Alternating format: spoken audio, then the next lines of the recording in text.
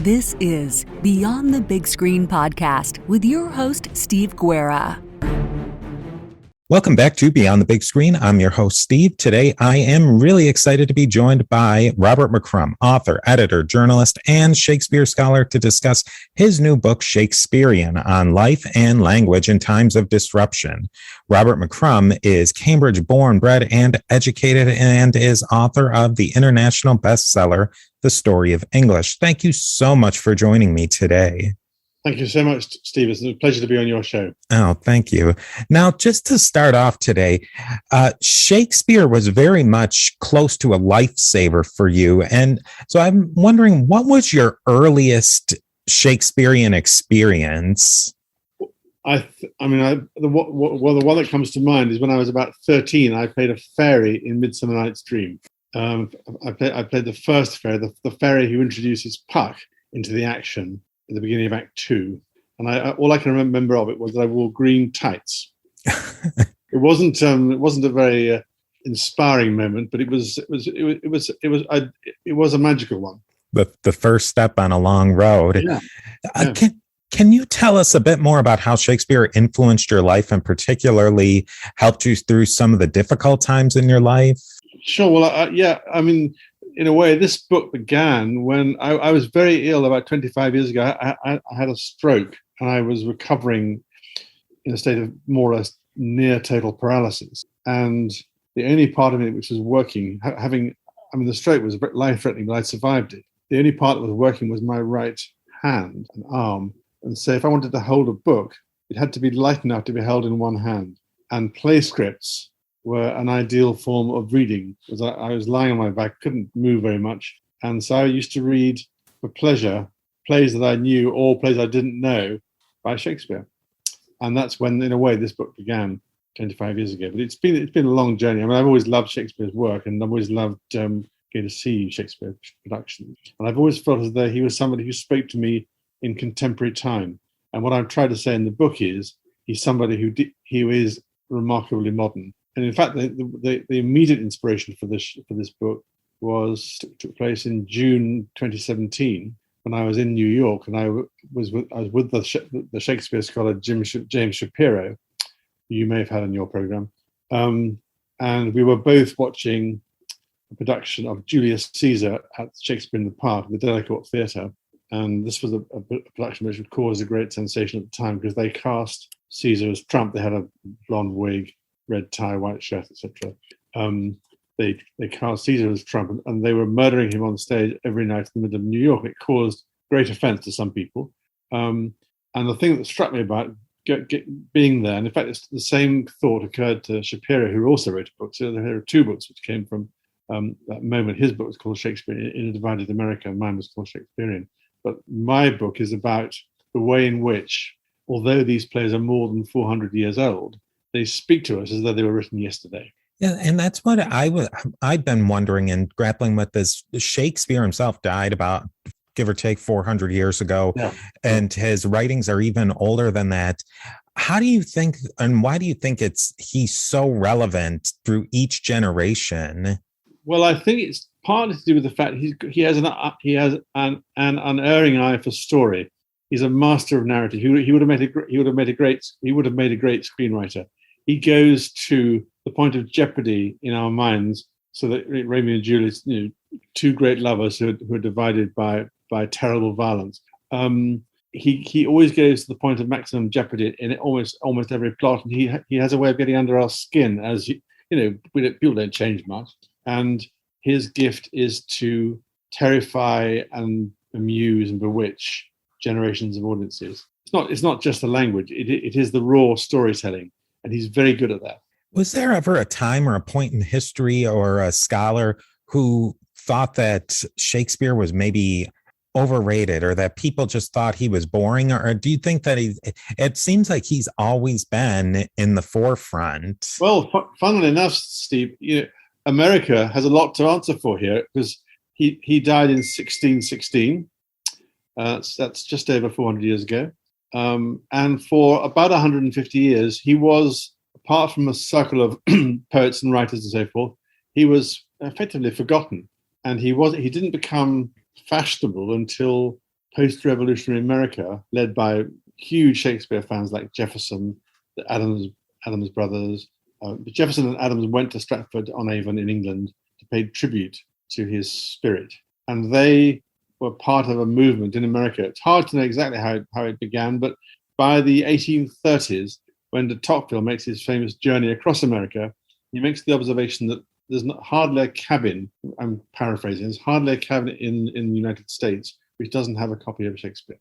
And that was not true in England, it wasn't true anywhere else in the world, but it was true in America. And so America has played a very important part in the rejuvenation of his reputation. So for 150 years, maybe more, he was not forgotten, but he was neglected. I don't think he himself would have been very bothered by that. He never shows tremendous self-importance as an author. It's something quite different. I mean, he wouldn't understand book festivals and reviews and the process that we're going through at the moment. That would be very alien to him. The author was a minor, rather obscure figure who doesn't have the importance that he has today in Shakespeare. Do you see a difference in the way that Shakespeare is approached and appreciated in America versus the England or the UK? Well, I think in some ways it sounds strange. I think in some ways you're more enthusiastic. I mean, we take him for granted. You don't take him for granted. He's our national poet. We're very proud of that, or some of us are. But a lot of people just take him. He's part of our landscape. Whereas in America, I always feel whenever I'm there, whenever I'm talking to people about Shakespeare, it's as though he's yours, and you're very, you're proud of the things you do with him, and he does speak to you. And I think he plays a very important part in American political discourse, because I think that in some in contentious areas, like for example, during the difficult times you've had with the race question, I mentioned the Trump example. The Julius Caesar production was in part a way of raising the issue of a overbearing, what was seen as an overbearing leader. And so Shakespeare is very good at giving you conduits by which you can discuss contentious and difficult subjects. During the race dramas of the 2 or 3 years ago in Ferguson and so forth, and leading up to the Black Lives Matter, I think Othello played an important part in the lives of quite a few people. I remember on one occasion I got into a taxi on Capitol Hill. I've been to the Folger Shakespeare Library on Capitol Hill. I got into the taxi to go somewhere, and the driver asked me what I'd been doing. So I explained I'd been in the Shakespeare Library, and he began to quote spontaneously from Othello as we drove along, which is rather remarkable. Yeah.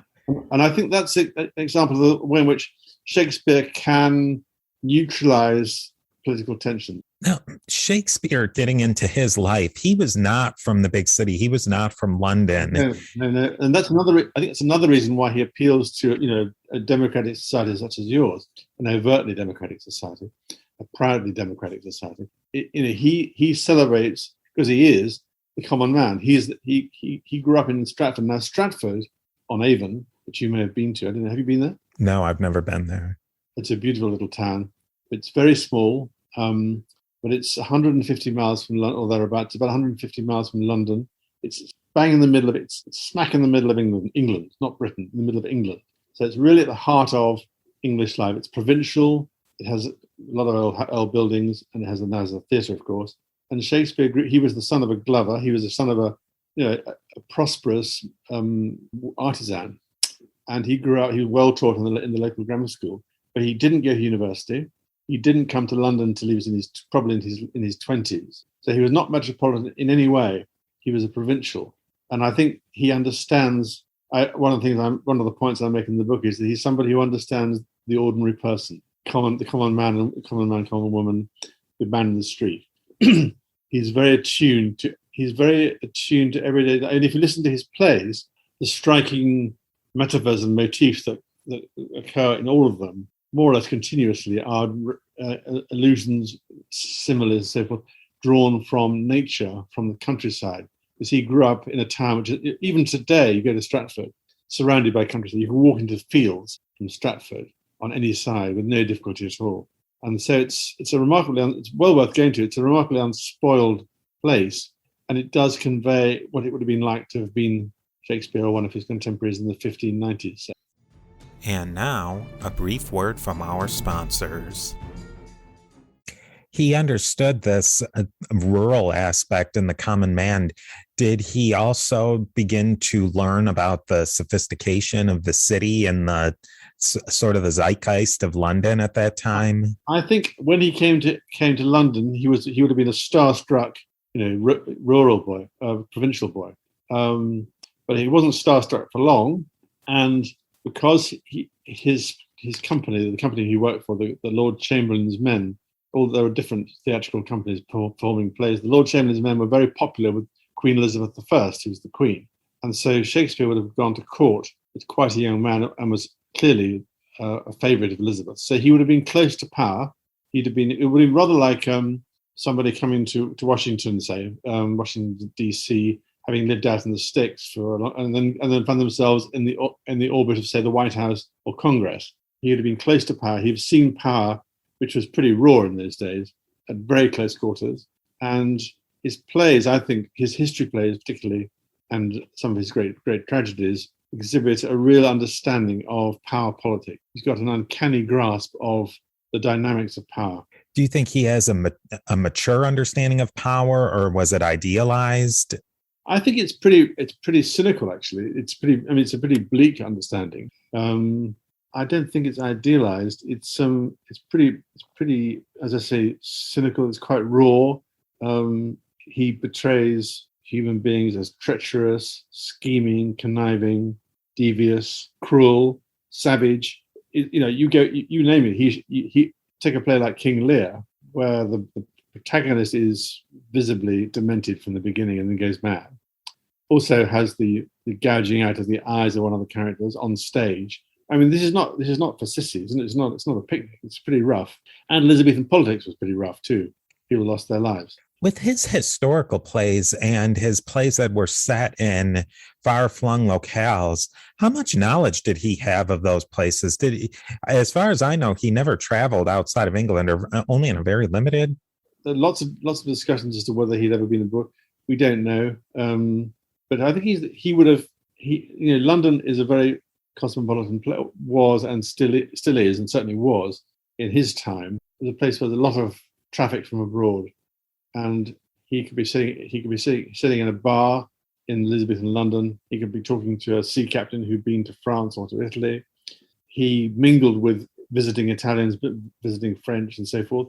He appears to have he knew Latin and Greek, which is what was commonly taught in those days, and so he would have come across Italian scholars, French scholars, and so he's part of a European movement which was pretty intertwined. And I think he was a quick study as well. He would have picked things up pretty fast.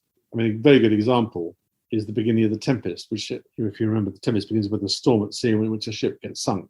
But if you talk to somebody who knows about the Elizabethan sailing, they will tell you that his account of the storm at sea is a very accurate account of what it would be of the dangers of to a ship of bad weather. He's completely. It's not just made up. He's really got into the detail. So presumably at some point he wasn't. We don't know he was ever in a storm. He's talked to somebody about what it's like to sail a ship through a bad storm at sea, and he conveys it very, very effectively in 3 or 4 pages. It's a remarkable distillation of expertise. But I think he was somebody who, avid reader. His lodgings in London were very near where the booksellers were based in the churchyard of St Cathedral.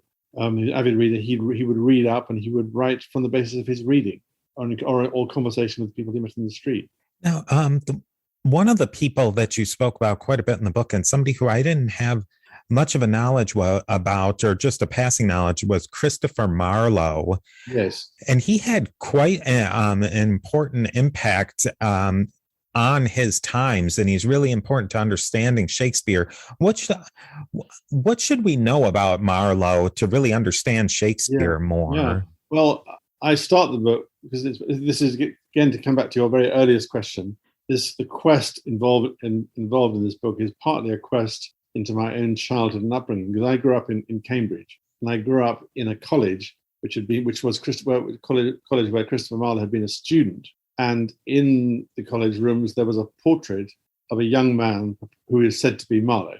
And so I grew up, as it were, beneath. It was like, and it sits on a wall. It's like an icon. It's a very powerful portrait. It will be familiar to any of your listeners. If you Google Christopher Marlowe, there's only one image you get, and this is the image that I grew up with. It's the image on the walls of Corpus Christi College, Cambridge.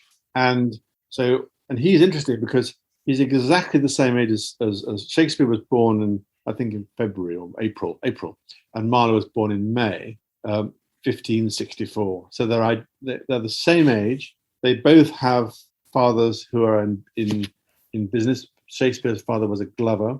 Marlowe's father was a butcher, and Marlowe grew up in a provincial town as Shakespeare did. He grew up in Canterbury, in Kent. Shakespeare grew up in Stratford, in Warwickshire.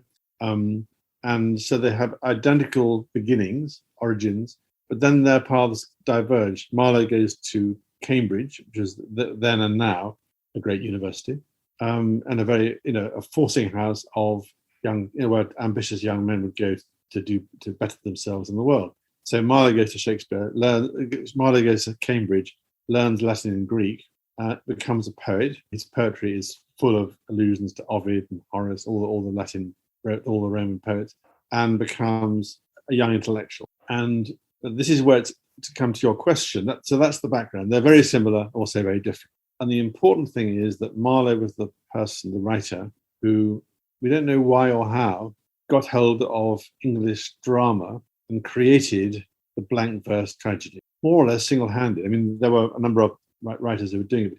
By the early 1590s, he was the outstanding exponent of Elizabethan tragedy in blank verse, which is a pretty, arcane thing to have developed. Why would you write a drama in blank verse when you could write it in prose? Anyway, so Marlowe does this, and he becomes an amazing sensation, particularly after the production of a play called Tamburlaine the Great, 1587. So the late 1580s. Tamburlaine was like Star Wars and James Bond. It was everything. It was the biggest show in town, and Marlowe was the creator of it. So he was hugely famous, hugely successful, and we can tell this because he did one part, and then he did another part. So it comes in two parts. So there was a sequel. The Playhouse in those times, it was the movie house. It was Netflix. It was Amazon. It was everything for entertainment. And Marlowe was the king of that.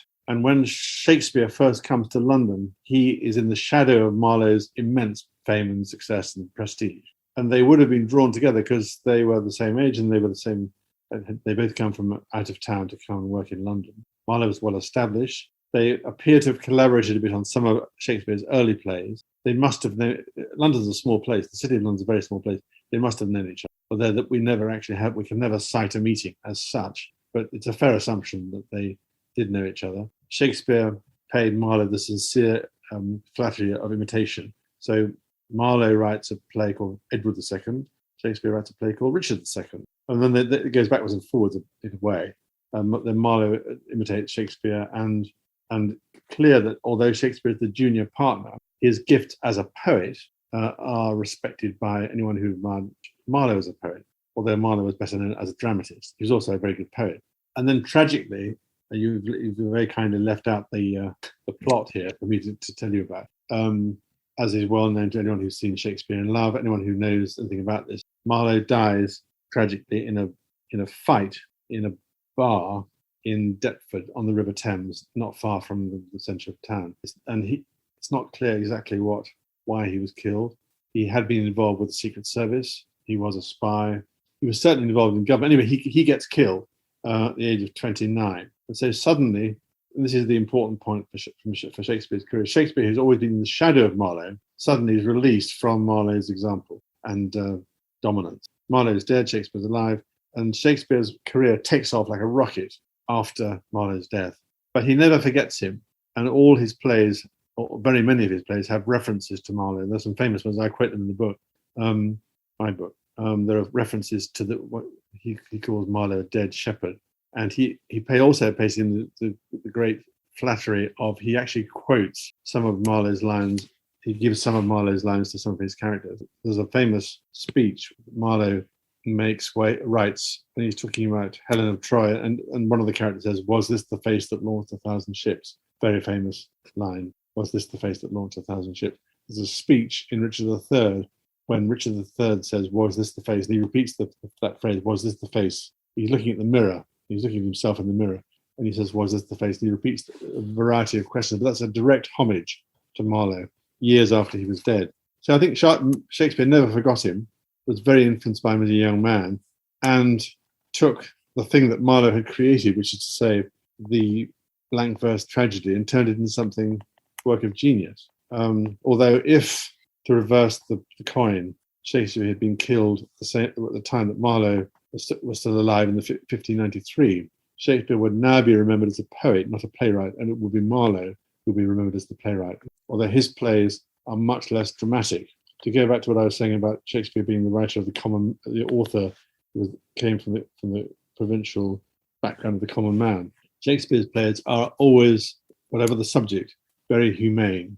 Marlowe's plays are like operas. The characters stand on stage, they deliver terrific speeches, but they're very grand, and they're completely detached from everyday reality, and they don't relate to themselves on stage in the way that Shakespeare's characters always have an interrelation on stage with each other, and they're very closely woven together in their actions and behaviour. Marlowe's characters, as I say, are just puppets, and he never seems to show much interest in the dynamic of the performers in the drama. He'll create the drama, he'll give the protagonists big speeches, but that's about as far as he goes. So Marlowe's work is very. I was looking at. He's got 3 or 4 plays. Dr. Faustus is one, which was on the radio here the other day, and I was reading it, and it's very dry. A lot of classical allusions, but it's not humane. And the thing about Shakespeare's work is that it has got tremendous humanity. You think that that's maybe one of the differences between Shakespeare and Marlowe is Marlowe's education almost forced him to have that? Absolutely fundamentals. Marlowe grew up as a scholar in very, very, very rarefied forcing house of learning. They would speak Latin, they would think in Latin, they'd quote the classics, and this will be Latin and Greek, which is, I don't know, do you know Latin or Greek? A little Latin. Yeah. I mean, I did Latin and Greek at school. This is a hangover from those times, and it was difficult. It's really difficult. Very rewarding, but it's not. It's not for what you might call the Instagram generation. Yeah, it really isn't. And it seems like Marlowe, he's so important not by himself, but do you think he's been kind of subsumed or kind of drawn into Shakespeare's legacy? Like he's a substrate of his. I start the book by saying that I posed this question. I say in 1594, Marlowe was famous, Shakespeare was obscure. In 2021, Shakespeare is world renowned, and Marlowe is more or less forgotten. Why is this? And the answer, so I'm giving the short answer. The short answer is that Shakespeare is more modern than Marlowe, more humane. He touches us as human beings more than Marlowe does. But no, it's an extraordinary reversal. I think Marlowe will always be remembered, but he's becoming he's becoming marginalized, and he's not performed very much now. Because they are quite dull. They're dull plays. They're full of drama, but they're quite dull theatrically by modern standards. And now, a brief word from our sponsors. I think it's really interesting that you bring up that quote that Marlowe had about the face that launched 1,000 ships. There's so many phrases and idiom and turns of phrase that we use today that come directly from this time. And also the King James Version of the Bible that's produced or published at about this time. How do you think it is that language of that time period has become so locked into how we use it? And in some ways, American English has preserved the spirit of late Elizabethan. I mean, there are quite apart from your pronunciation is different from mine. That comes from the heritage of the settlement of the Pilgrim Fathers and subsequent generations, obviously. But I think in the making of America, the reference point again and again for so many of the first Americans was the Bible and Shakespeare. And these two, both very big books, big artifacts, and they underlie the American settlement, and they also are the two massive volumes from the it's a very short space of time. If you think that Shakespeare comes into prominence in, say, 1590, begins to come, and the King James Bible is 1611, it's 21 years of creativity. It's not long. And you're absolutely right. It dominates the literary landscape. Even, you can't get past it. You can't get past those two books. Collected Works of Shakespeare and the King James Bible are massive in their influence. And there have been books about their influence, and they will continue to be written, because if you study English and American literature, you can't. Those two volumes are like fundamentals of our business. What do you think of this more modern idea of taking Shakespeare and almost translating him into more modern idiom? Well, I think my own feeling is it's a little bit silly, because I mean, a lot of Shakespeare is there are some bits which are hard to follow, but he's basically very intelligible. His plots are very straightforward, and they're very gripping. Anyone can understand. And he knew very much that he had to appeal to the ordinary person. The people who came to the Globe Theatre, his theatre, were the common man and woman, and they paid two pence for to stand in the pit in the foyer, the auditorium, and watch this play. These plays, they weren't. They're not hard to, when they're dramatized well, they are very intelligible. There are some passages which strike us as a little bit, rococo, a little bit obscure. And I think there's no harm in clarifying that if you want to. But I think to complain about Shakespeare as being hard to follow, as I say, is a bit silly, because he's not. I mean, Romeo and Juliet, you can take I've done this. You can go with a class of 15-year-olds to a production of Romeo and Juliet, and they will be agog. They require no explanation. Yeah, I think that's maybe one of the things that makes it really powerful, is that there's so many different layers you can enjoy Shakespeare at. Sure. Can you? I have a hard time thinking of many authors who you can, at just a very low level, you can enjoy it as just pure entertainment, and then you can pick apart every single verse and find something in it. No, and one of the games I played with, because I've been on the festival circuit over here. One of the games I've played with my audience is I've said, when you go home tonight, and I've done it myself. I say, when you go home tonight, if you have a collected Shakespeare on your shelves, take it down. I'll invite you to do the same thing, Steve. Take it down off the shelves, open it at random at any page, and read the 2 pages that are open, just at random. And you're going to find something there. There'll be a turn of phrase. There'll be an image. There'll be something which is completely arresting. And I've done this numerous times. It never fails. You always find something which is extraordinary, which you've forgotten about, or you've overlooked, or you didn't know before, or something. Now, Shakespeare's writing, it's been used and abused for political purposes throughout history, and so in a lot of ways, like the Bible as well. And anyone you can find anything to latch anybody's specific political ideas on. Do you see any problematic, as the new word is, aspects of Shakespeare that, people, that so many things have been canceled? I mean, we've used all these new words. Do you see there's any chance of somebody like Shakespeare being canceled, or certain plays that he's done that are problematic? Well, sure. I mean, Steve, I think it's perfectly possible. And I think he'll be absolutely indifferent to that. He'd say, my work is, and all he would say is, my work is in print. It's, you can cancel him all you like, but he's in print. And you may dislike, a play like Taming of the Shrew is a very hard play to put on now. The last speech, the closing speeches of the Taming of the Shrew, where Kate submits herself to Petruchio, is very edgy. It's very disturbing form, and to be present at. And nowadays it can be done. It has to be done tongue in cheek in a way. It can't be done at face value. And that's a very famous example. And the Measure for Measure, there's some very dark material in Measure for Measure. And if you want to pick a fight with Shakespeare, you can do that. But I think he would be indifferent. And I think in a way it's kind of pointless, because it's a body of work, and it's so important to our literary tradition that yes, of course, we should always debate the tradition. We should challenge it. But I don't see. I think it's highly unlikely. There are so many treasures in what he's written, which speak to so many people. I don't see it as being really a very fruitful line of attack, to be honest. Yes, he's for a patriarchal view of society. He refers to women as the weaker, but the things he doesn't get, as it were, get right from our point of view are intrinsic to who he is in that time. He's also unbelievably humane and generous and understanding of human frailty to a quite extraordinary, to the point where it's just tear-jerking.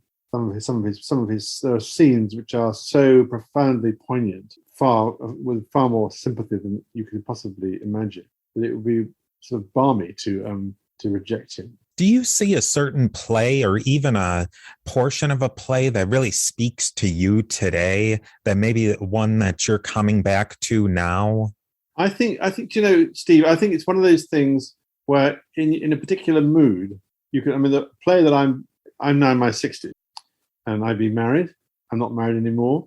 And I've been around long enough, I've had long-term relationships. And so I'm just speaking very personally. A play like Winter's Tale, which is a very dense play in many respects. Whenever I see it, it always speaks very powerfully to me about long-term, Leontes' relationship with Hermione and his treatment of Hermione, and then that heartbreaking scene at the end, whether he was in the presence of the statue, which he thinks is a statue. It's magic.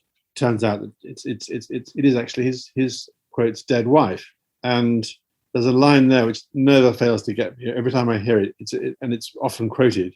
Leontes goes to the statue and he touches the statue. And to go back to Marlowe at that point would have had Leontes deliver a massive speech about his regret at the past and his hope for the future vis-a-vis his so-called dead wife. All Shakespeare does is have Leontes, he touches the statue, and then he says, "Oh, she's warm." That's all he says. "Oh, she's warm." And there are any number of ways you can deliver that line, but they're always a total tearjerker for me, anyway.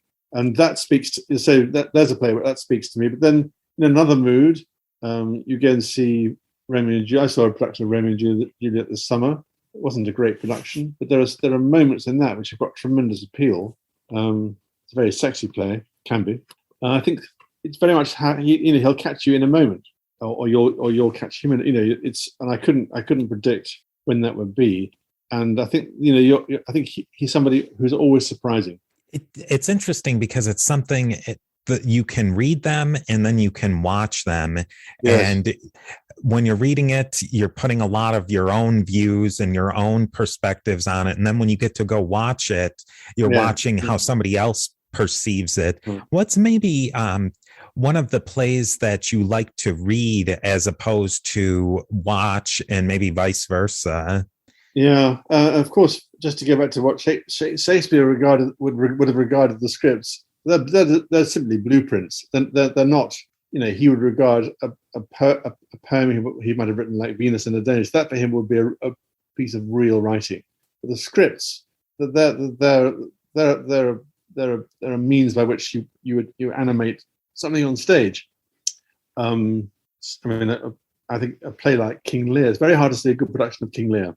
It's almost unperformable. It's very difficult to bring it off well, but it reads brilliantly. You can read, if you read Act 3 of King Lear, it's like reading Samuel Beckett. It's incredibly modern. I think The Tempest is a very odd play, actually, because it's not really a play in the conventional. It is more like a masque, and it has some staggering. The speeches that Prospero delivers in Act 5 about how he's going to drown his book, he's going to give up his kingdom, he's going to go back to Milan and lead and enjoy his retirement. That reads incredibly well. So it's a joy to read those, but also they can be done well on stage. They work very well on stage. They're very powerful, but they read very well. How do you think that Shakespeare comes across on other mediums such as television or film as opposed to stage? He's extraordinarily versed. You can do him. I think I said that you can do him in 5 minutes, 5 hours, or 5. You can do it in a flash, all day, or for days on end. It doesn't matter how you do it. He's very resilient. You can make him into a mini series. He can be a half an hour short drama. He can be a major motion picture. He works very well, actually. You can do him in mime. You can do him in and he's done globally around the world, all kinds of ways. In dance forms, opera. He's appealed to musicians in all kinds of ways. He's incredibly versatile, and he wouldn't mind. You could do him underwater in a desert, wherever you like. He wouldn't be bothered by any of that. So, his only criterion for whether it was a good production was whether the audience liked it. I think he was very, very down to earth and practical in this. But if he had the audience, he was happy. I think a good way to wrap up today is, say you're talking to someone who hasn't read or done anything with Shakespeare since university or maybe even their high school days, and they want to get back into Shakespeare. What might be the first step into just dipping your toe into the pool? Yeah. Well, first of all, America is full of. I've seen some stunning productions of Shakespeare. I mean, in New York, DC, LA, wherever there are theaters, you're going to see good production or good interpretations. So step one, I would say, is take a deep breath, buy a ticket, and go and see it. Go and see one. And I think you'd be pleasantly surprised. You might be astonished at how modern they are. Because nowadays, directors, contemporary theatre directors they quote take liberties. They interpret, and then you can see it done all kinds of ways. And I think go and see it. Keep your ears open. Listen to the lines, and don't be intimidated by the fact it's poetry. It's written. Blank verse echoes your heartbeat or your pulse. It goes bum bum bum bum. It's a very gentle beat, and your thoughts go with the rhythm of the lines, and it's not difficult at all. And you just have to clear your mind of anxiety. I think we come with a lot of anxieties about Shakespeare, and we don't need to. And there is no more thrilling moment than being near the front of the stage and seeing an actor delivering Shakespeare to a contemporary audience. It's incredible. You get a real buzz from it. So really, if you're a person just going to enjoy it, how do you think for actors and directors and people who are putting on the plays, what do you think that might be a good way for them to really do Shakespeare well without overthinking it? I think you put it perfectly. I mean, not to overthink it. Also, not to I've seen productions where everyone's trying so hard to overinterpret it, they lose sight. Currently there's a production of Midsummer Night's Dream on the Globe in London, which is so overthought and overinterpreted. I mean, it's wonderful, but it's also completely pointless, and in some cases quite wrong. I can't get into too many details to explain why it's wrong, but it has nothing really much to do with Midsummer Night's Dream, which is a wonderful comedy, a mad, psychologically fascinating and hilarious comedy, and dark too. So I'd say to actors, just do the lines. He'll be ready for you when you're ready. You're going to find Shakespeare. He anticipates. Actors will tell you this. He anticipates so many questions you have about what to do next. The lines will drive you in one direction or another, and sometimes you can actually see that line telling the actors what to do. And although some of the plays are very difficult to bring off, I mean, Macbeth, which is a thriller, is also very hard to do. But they're a challenge. Well, art should be a challenge, I believe. I'm not going to apologise for that, and I don't think Shakespeare would either. But I think he's a practical man of the theatre who recognises that he and his actors have got to raise their game to deliver a good version of what he's written. It almost really is like he's a director calling back from 400 years ago, telling them to do it right. Yeah, no, I think when you I've talked to quite a few British classical actors who are steeped in the work and they know it so well, and I think they said they feel that they're in constant dialogue with him. They feel as though they're having a conversation. They know who he is. And if you ask me who I think he is, he's a modest, quite he's an enjoyable character. He's quite retiring. He works very hard. He's both there and not there. You never quite know where he flits about the place. He doesn't dominate the room. I think if you had dinner with Shakespeare, you could find yourself. He wouldn't necessarily be brilliant. He might not say very much. If you had dinner with Coleridge, Coleridge would take control of the conversation and he would hold the conversation. all the way through. Shakespeare wouldn't do that, but he'd be wise. You'd be fond of him. You wanted him again. He would listen. I think he'd probably be a very good listener. Many of the best talkers are also very good listeners. Yeah, that's kind of interesting to think of that scene, because you could think of somebody like Marlowe at that same dinner party. Marlowe would he'd be, he's full of bombast. He's boastful. He's flamboyant. He's an extraordinary. I think that they would have been a real contrast, those two. Thank you for listening to Beyond the Big Screen.